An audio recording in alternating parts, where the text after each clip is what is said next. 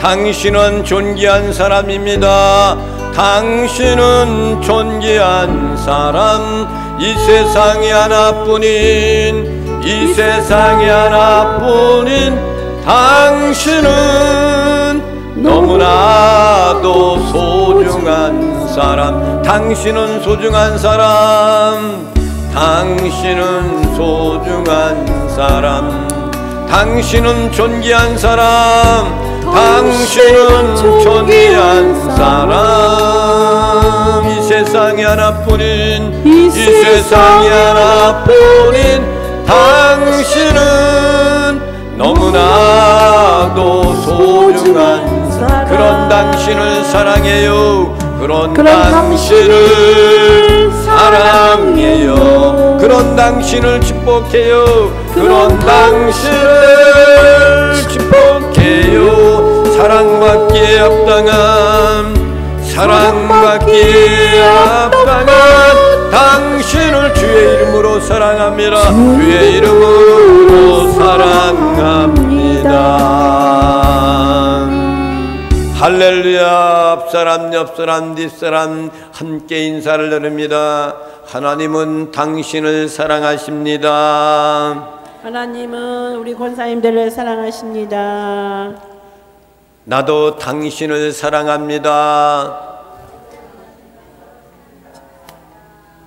당신은 소중하신 분입니다. 권사님들 소중하신 분들이십니다. 당신은 존귀하신 분입니다. 존귀하신 분들이십니다. 주의 이름으로 사랑합니다. 주의 이름으로 사랑합니다. 아멘. 할렐루야. 아름답고 복되고 존귀하신 분들을 만나니 참으로 내 눈이 지물지물한 것이 없어진 것 같습니다.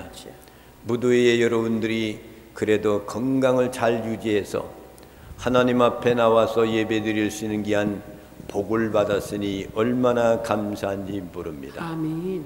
교회 들어오니까 살만 나네요. 아멘. 굉장히 더운 그런 때를 지내면서 여러분 승리했습니다.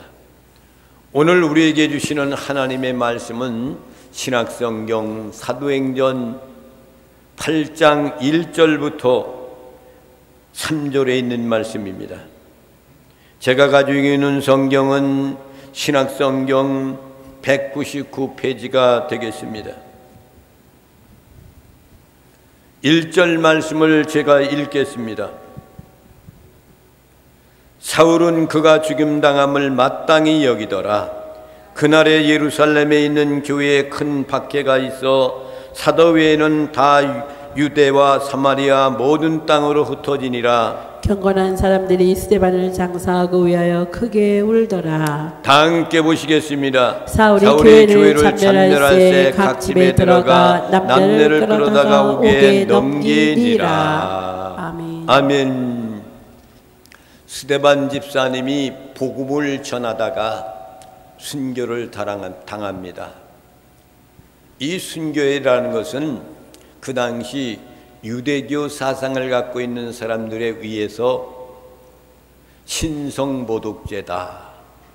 예수님이 똑같은 신성모독죄 같은 것으로 이렇게 재판도 받고 그리하여서 복음을 위해서 순교를 당하시는 스데반 집사님의 모습은 예수님이 마지막에 십자가를 지고 아버지를 향하여 기도했던 그 모습과 같이 똑같은 모습으로 하나님께 들림을 받는 복음 전하다 순교를 당하는 아름다운 모습이 지난 시간에 말씀의 내용입니다. 이 말씀을 통해서 또다시 8장 1절부터는 스데반 집사님의 복음의 역사를 통해서 교회가 핍박을 받으며 복음의 역사가 이방 땅으로 흘러서 넘쳐나는 역사를 일으키는 그러한 길잡이가 되어지는 놀라운 역사를 볼 수가 있습니다. 그래서 교회는 모이는 교회가 있고 흩어지는 교회가 있는 겁니다.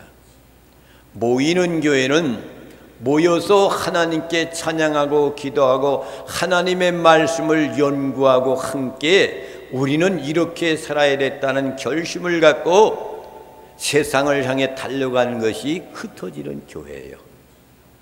여러분들은 모이는 교회도 잘 감당하고 있지만 흩어지는 교회도 잘 감당하는 줄 믿습니다. 아멘. 너가 듣든지 아니 듣든지 가서 주님은 그리스도가 되십니다. 복음을 전하는 사람, 이것이 바로 우리 흩어지는 교회, 모이는 교회의 사명을 감당하는 우리를 말하는 겁니다. 이러한 역사가 일어났는데 보면은 주님을 말씀하실 땅끝까지 이르러 복음을 전파하는 지상명령을 우리에게 주셨어요. 그런데 초대교회 처음 시작했던 교회는 모이는 교회로 예루살렘 그 지역에서만 모이는 교회로서 사명을 감당하면서 예루살렘을 떠날 줄을 모르는 겁니다. 교회는 모여야 되지만은 흩어져서 사명을 감당하는 것이 흩어지는 교회란 말입니다. 다시 말하면 땅끝까지 이르러 내 증인이 되라가 주님이 마지막으로 가실 때 제자들에게 지상 명령을 내려주셨어요. 이 땅 위에 믿는 모든 사람들로 하여금 이 명령은 꼭 실행하라 라고 주신 말씀이 지상 명령 복음을 전하라 이거예요. 그런데 그들은 초대교회는 예루살렘에서 안주하는 거예요. 성령 충만 받고 나가지고 자기들끼리 모여서 떡을 띄고 나누고 이것만 할 줄 아는 겁니다. 그런데 하나님의 주권적인 역사는 뭐냐? 이들을 어떻게 하면 흩어져야 될까? 지상령을 이들이 지켜야 되는데 어떻게 될까?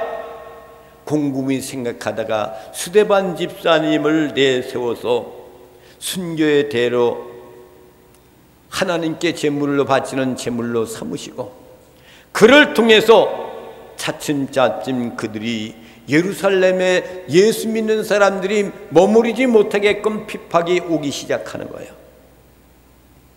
그래서 그들은 하나님의 주권적인 원리를 깨닫지 못하고 견딜 수 없으니까 거기에서 이제 슬슬 흩어지면서 이방 땅으로 나가기 시작한 것이 그 당시에 예수 그리스도를 믿는 사람들의 모습이었습니다. 왜 그렇습니까? 그 당시에는 유대교를 믿지 않고 예수님이 그리스도라 복음을 전하는 사람들에게는 다 이단이요. 자기의 주권적인 것을 갖고 유대교 사상들이 예수님은 그리스도입니다 복음을 믿는 사람들을 핍박하는 거예요. 그러니까 이들이 거기에 남아있을 수가 없으니까 그들이 떠나기 시작하는 거예요. 이방 땅으로 나가서 주의 복음을 전하기 시작하는 거예요. 그리고 예수님의 제자였던 그들은 예루살렘에 머물러 있는 겁니다. 모이는 교회의 사명을 감당하기 위해서. 그래서 사도행전 8장이라는 것은 복음이 예루살렘에서 세계로 진출해 나가는 중간 과정을 이루어 나가는 장이 8장에 있는 말씀인 겁니다. 오늘은 짧은 내용의 말씀이지만 이 말씀 가운데는 우리에게 핵심적인 복음의 말씀이 들어있단 말입니다. 1절 말씀을 다 함께 합독하시고 큰 복을 받아 누리시겠습니다. 시작. 사도행전 8장 1절. 사울은 그가 죽임당함을 마땅히 여기더라. 그날에 예루살렘에 있는 교회에 큰 박해가 있어 사도 외에는 다 유대와 사마리아 모든 땅으로 흩어지니라. 자 보세요. 사울이 그가 죽임을 마땅히 여겼다 그랬어. 그러니까 그가 죽었다는 얘기는 누구예요? 스데반 집사님.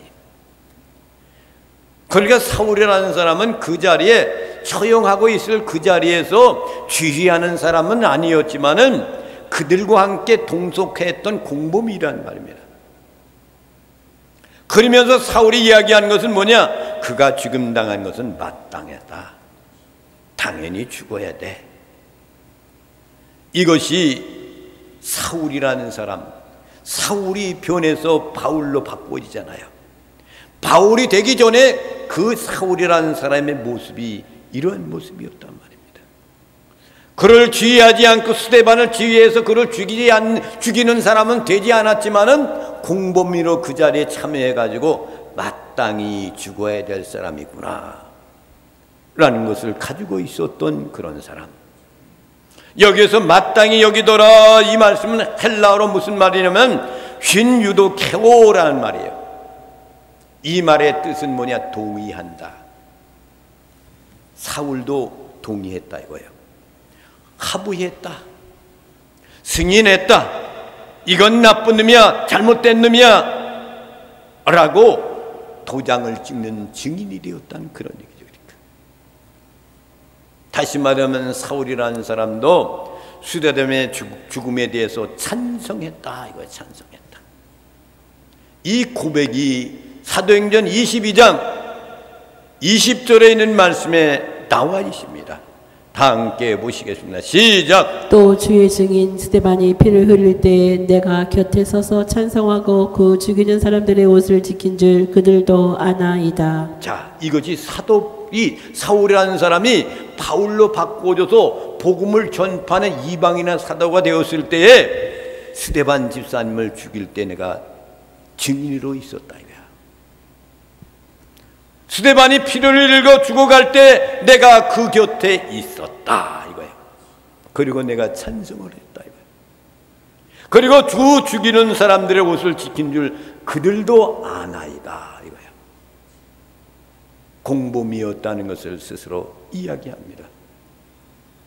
오늘 1절에 있는 말씀은 그날의 그에게는 무슨 얘기냐면은 스데반 집사가 돌에 맞아 순교된 날 그날을 얘기하는 거예요. 그날 그러면 미래의 그날만 생각하면 안 돼. 그날 주님이 오시는 그날에. 그렇지만 이 말씀은 스데반 집사님이 돌에 맞아 순교당했을 때 그날을 말하는 거예요. 그래서 스데반 집사의 순교는 기독교에 대한 핍박의 서곡이 이루어지기 시작하는 겁니다. 예수 믿고 구원받은 복음의 사람들, 이런 사람들이 점점점 이제 핍박이 이루어지기 시작하는 거예요. 그렇다 해가지고 이것이 로마의 핍박이 이루어진 것은 아닙니다. 그 당시에 유대교, 자기 민족들 간의 사상이 다르다고 주권적인 역할을 감당하고 했던 유대교 사상들이 예수님은 그리스도다 복음을 믿지 않고 그를 믿는 사람들마다 다 자기의 교회법에 처형당하게 하고 로마법에 의해서 같이 가서 처형시키는 그런 핍박이 이루어지기 시작한 겁니다. 큰 핍박이 나서 이렇게 말하잖아요. 그러니까 복음을 위해서 예수 믿는 사람들의 핍박이 이루어진 거예요. 우리 여러분 핍박받습니까 지금? 없잖아. 교회 가고 싶으면 가는 거야. 찬양하고 싶으면 찬양하는 거야. 누가 뭐 하지 말라고 하는 거 없어. 여러분, 그러나 일본 정치 일제 30년 기간 동안에는 이런 자유가 없었습니다. 참 없었어. 참. 공산주의 사상을 갖고 있는 사람들 그 소굴 속에는 예수를 자유롭게 믿지 못해. 토굴 속에서 거기서 믿음에 지키는 사람들이 북한에도 5%가 된다는 거예요. 그런데 지금 이 당시에 유대교 사상을 갖고 있는 사람, 유대교를 믿지 않고 예수님은 그리스도라 복음을 전했던 그 사람들의 복음을 믿는 사람들이 핍박이 오기 시작했다 이거예요. 로마의 박해라는 것은 예수를 믿는 구원받은 사람들이 사도 바울이 개종한 다음에 이루어지는 것이 로마의 핍박이 이루어집니다. 왜 그러냐면 그 당시에 로마의 황제를 숭배해야 돼요. 근데 기독교인들은 오직 하나님 예수 그리스도만 숭배하고 이러단 말이에요. 그러니까 사울이 개종한 다음에 이런 복음의 역사가 로마 땅에도 강력하게 퍼져나가기 시작하는 거야. 그러니까 로마는 그때부터 예수 믿는 사람을 박해하기 시작하는 거예요. 그러니까 1차적인 것은 유대교 사상을 갖고 있는 유대인들의 핍박을 받기 시작했고, 그리고 두 번째로는 예수 그리스도를 믿는 사람이 로마에 있는 사람들, 이런 사람들이 사울이 개종하면서부터 로마의 핍박이 이루어지기 시작했다 라는 것을 여러분 기억하시기 바랍니다. 그리고 오늘 말씀 보면 사도 외에 다 모두가 흩어지니라. 박해의 결과가 뭡니까?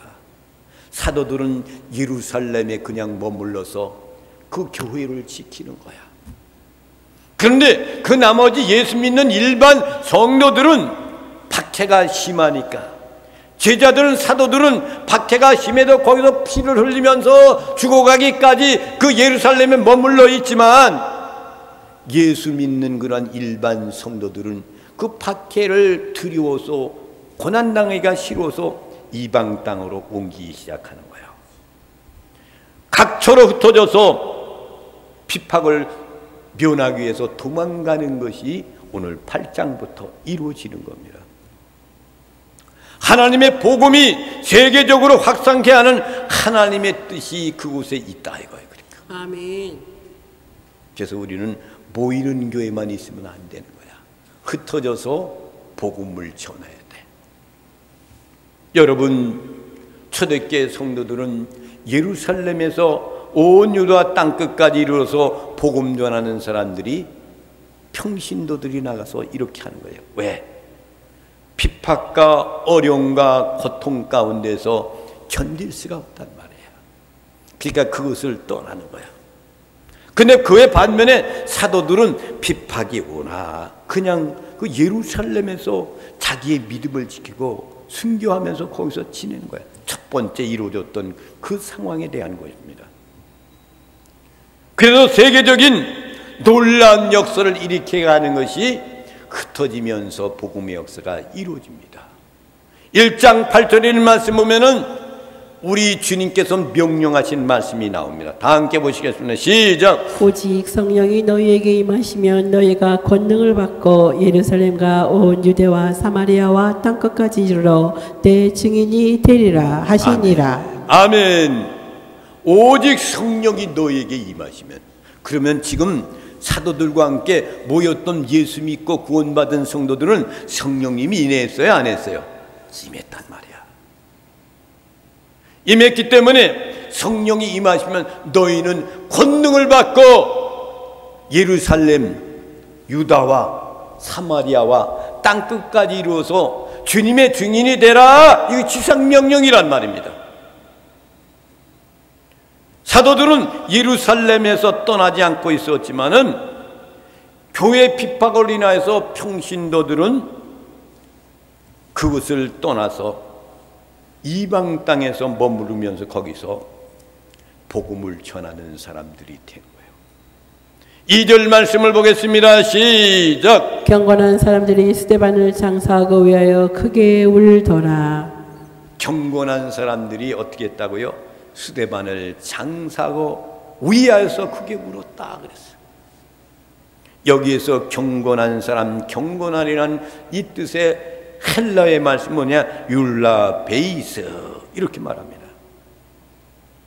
이 말씀에 대한 것이 경건한 사람, 경건한 그 모습을 이야기하는데, 예루살렘 모였던 디아스포라 유대인들에게도 이 말씀이 경건한 사람이라고 붙어줬어요. 8장 2장 5절 말씀을 보겠습니다. 2장 5절 시작. 그때 경건한 유대인들이 천하 각국으로부터 와서 예루살렘에 머물러 있더니, 경건한 유대인들이 천하 각국으로부터 왔던 디아스포라. 그러니까 이 사람들이 어떤 사람이냐면은 바벨론 포로 생활하다 돌아오지 못하고 남아 있었던 사람들, 하나님 믿는 사람들, 그런 사람 디아스포라. 그러니까 유월절 절기를 지키러 왔다 성령 강림의 역사를 맛보았던 사람들, 구경했고 그것을 보았던 사람들, 그 사람들이 다시금 이제 유대교 그쪽에 있는 예루살렘으로 모였을 때 그들을 향해서 뭐라고 지명하면 경건한 유대인들이 천하각국으로부터 와서 예루살렘에 머물러 있더니 라고 그랬어요. 흩어졌던 디아스포라 사람들이 예루살렘에 머물러 있었던 그 상황을 이야기하는 겁니다.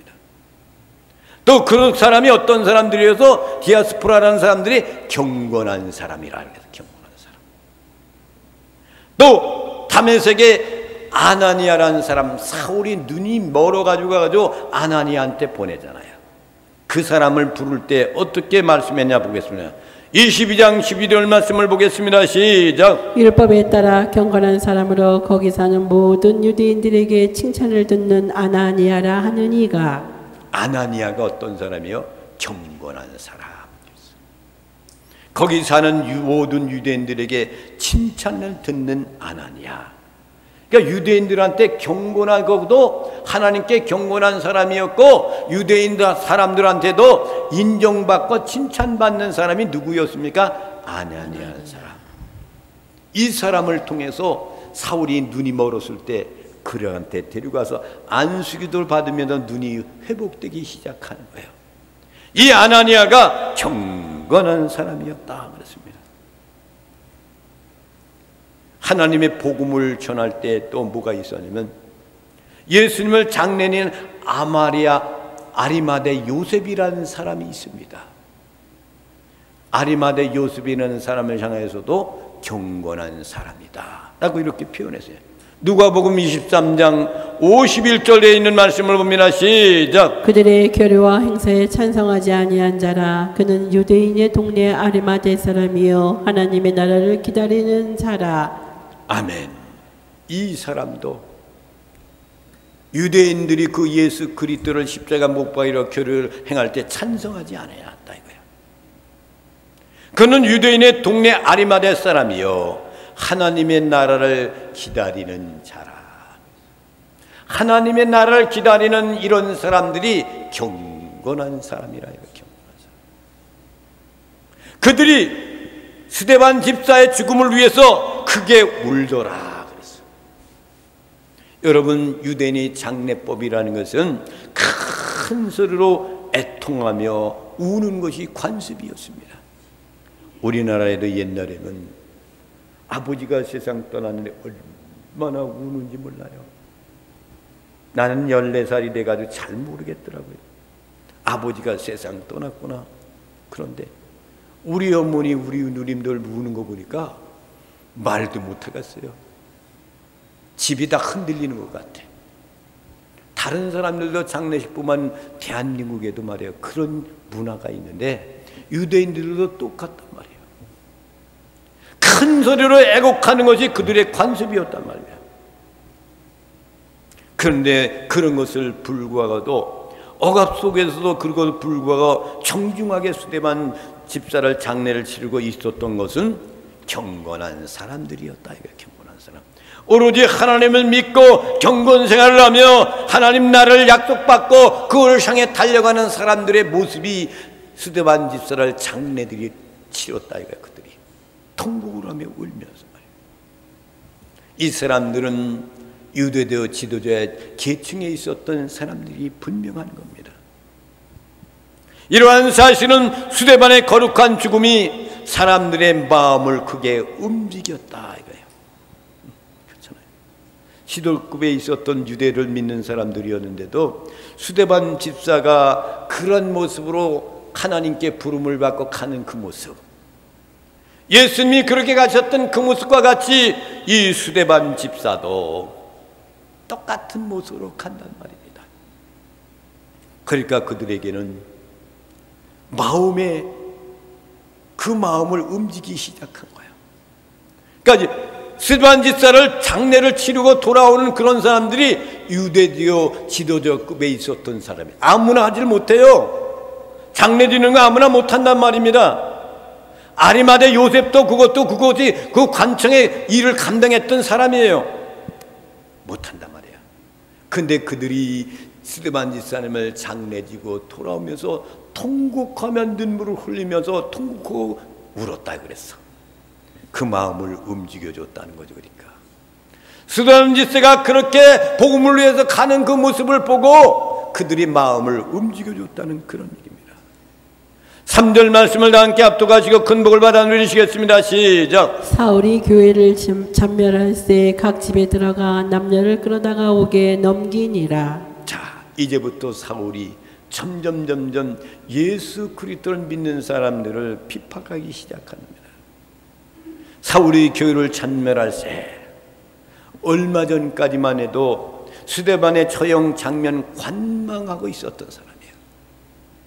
근데 이제는 그것이 끝난 다음에는 앞장서서 예수 믿는 사람을 붙잡아다가 감옥에 같은 일을 시행하고 있다는 그런 얘기죠.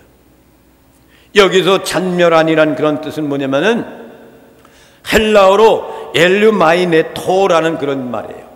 이 말은 뭐냐면 모욕을 주다. 찬멸했다는 그런 얘기는 모욕을 줬다. 많은 사람들에게 더럽혔다. 그리고 파괴하다. 이 뜻을 가지고 있는 것이 찬멸한 이 말씀인 겁니다. 신약성경에는 여기에만 특별히 사용된 단어인 거예요. 스데반 집사가 떠나고 나가지고 사울이라는 사람이 교회를 찬멸하기 시작했다. 더럽히기 시작했다. 모욕을 주기 시작했다. 파괴하기를 시작했다. 사울이. 그런 얘기란 말입니다. 이러한 행위가 사울로부터 이제 악한 것들이 이제 시작되기 하는 것이 오늘의 본문 말씀인 겁니다. 사도행전 20장 4절에 있는 말씀을 보겠습니다. 시작. 내가 이 돌을 박해하여 사람을 죽이기까지 하고 남녀를 결박하여 옥에 넘겼노니. 이것이 사도 바울이 바울로 변화돼서 복음을 전하다가 옥중에도 들어가고 그랬던 사람이 이제 고백하는 거예요. 그 당시에 내가 이런 사람이었다 이거죠. 내가 이 돌을 박해했다. 예수 그리스도 믿는 그 돌을 박해한 사람이었다. 죽이기까지 하기도 했고 남녀를 결박하여 옥에 넘겨주기까지 했던 사람이 나라 이거예요. 이 사람이 변화됐다 이거죠. 그러니까 여기에서 여러분 교회는 에클레시아라는 그런 말이에요. 헬라어로 에클레시아. 건물의 개념이 아니라 그리스도인들의 공동체를 뜻하는 거예요. 예수 믿는 사람들 공동체, 여러분들이 교회예요. 그래서 아까도 말씀드렸지만 모이는 교회가 있고 흩어지는 교회가 있어요. 여러분 흩어지는 교회의 신학적 의미는 뭐냐? 교회는 노아의 방주와 같이 썩어진 세상에 죽어가는 영혼들을 살리는 거예요. 여러분 노아 방주에 여러분 모든 썩어진 사람들을 물로 심판하잖아. 그 노아의 식구들만 거기에 들어가는 거죠. 그들만 구원받는 거죠. 그러니까. 세상에서 썩어가는 사람들, 죽어가는 영혼들을 살리는 생명의 구조선으로서 역할을 감당하는 것이 교회인 겁니다. 여러분들은 생명의 구조선이야. 여러분들이 어디를 가든지 주 예수 그리스도를 믿으세요 라고 선포하고 돌아와서 구조선에 앉게끔 만드는 것이 우리의 사명인 겁니다. 모이는 교회도 중요해요. 나가서 흩어진 교회에서 영혼을 살리는 생명의 떡이신 그리스도께서 교회의 머리가 되십니다 라고 근거적으로 말씀하며 말씀 전파는 나와 여러분이 되시기를 주님의 이름으로 축원을 드립니다. 아멘. 요한복음 6장 35절에 있는 말씀을 봅니다. 시작. 예수께서 이르시되 나는 생명의 떡이니 내게 오는 자는 결코 줄이지 아니할 터이요 나를 믿는 자는 영원히 목마르지 아니하리라. 우리 주님이 직접 말씀하시는 거예요. 공생의 기간 동안 많은 사람들에게 이렇게 말하는 거예요. 나는 생명의 떡이니. 주님이 떡이란 말이에요. 생명의 떡. 그것도 내게 오는 자에게는 결코 줄이지 아니할 것이다. 생명의 떡을 풍성히 먹는다 이거예요. 그러니까 나를 믿는 자는 영원히 목마르지 아니하리라. 예수 그리스도를 믿으면 영원히 목마르지 않는다 이거예요. 여러분 요즘 무더위 속에 물이 얼마나 감사합니까? 물 자꾸 먹게 되잖아요. 땀을 흘리니까. 그런데 우리 주님은 생명의 떡, 생명수야. 그분을 먹으면 영원히 목마르지 않는 거야. 다시 말하면 영원한 하나님의 나라를 기억하고 간다는 그런 얘기입니다. 그러나 교회는 모이는 교회에서 흩어진 교회로서 선교의 기능을 부여받고 그 사명을 감당하는 것이 교회인 줄 여러분 믿으시기 바랍니다. 그때 핏값으로 세움받은 교회에서 공적 예배와 신앙 고백을 통해 신앙의 성장은 매일같이 거듭이 되어야 됩니다. 이런 성도들은 또한 세상에 나가서 문 영혼들을 그리스도께로 불러들이는 그 책임을 감당하는 것이 우리 교회의 사명인 겁니다. 스데반의 죽음과 교회에 밀어닥치는 커다란 박해는 흩어지는 교회로서의 책임과 의무를 이제 시행케 하시는 거예요. 아버지 하나님의 종륜의 뜻인 겁니다. 모였던 그런 교회가 이제는 핍박으로 인하여서 거기에서 머물러 수 없으니까 다른 곳으로 옮겨서 나가는 것이 흩어지는 교회예요. 그러면서 그 지역에 가서 예수는 그리스도다, 그분을 믿으면 구원받는다, 이것이 이방 땅에 노마에까지 흩어져서 복음이 전해서 그렇게 시작했던 교회들이 모이는 교회에서 흩어진 교회로 이렇게 바꾸어지면서 온 열방을 향해 복음 들고 나갔던 그 복음이 우리에게까지 왔단 말이에요. 대한민국에 살고 있는 나에게까지 왔어. 그래서 우리도 그분을 믿고 구원받아서 우리는 어디에 나가든지 흩어져서 주의 복음을 전한 흩어지는 교회 사명을 잘 감당하는 나와 여러분이 되시기를 주님의 이름으로 축원을 드립니다. 아멘. 이제 이 찬양을 부르면서